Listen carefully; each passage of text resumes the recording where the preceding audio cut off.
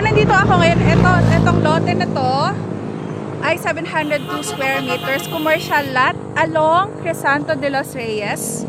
Ayan, highway. Along the highway po, tapat po niya mismo ang microtel dito sa Eagle Ridge. So, yan. Nakikita niyo po siguro ito. Yan, yan. Microtel ng Eagle Ridge. Tapos, nasa may entrance po ito. So, 702 square meters. Kung ayin po kayo na magkaroon ng business dito sa may General Trias, perfect, ano po ito, na lote. Iikot po ako para makita nyo yung lote nyo po mismo. So, 702 square meters. Pagpasok po sa may entrance, ayan, eto na po siya.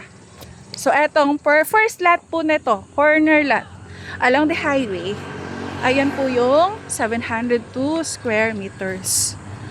Yan. So, doon yung tower. And, ikot po ako para makita nyo pa. Ayan po yung microtel mismo, tapat. Ayan.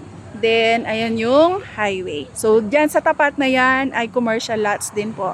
So, if you are interested po magkaroon ng business dito sa may General Trias, Cavite, eto po siguro ang hinahanap ninyong lote. So, this is Evan Sines from Santa Lucia Global Marketing Incorporated. Hope to see you po. Thank you and God bless!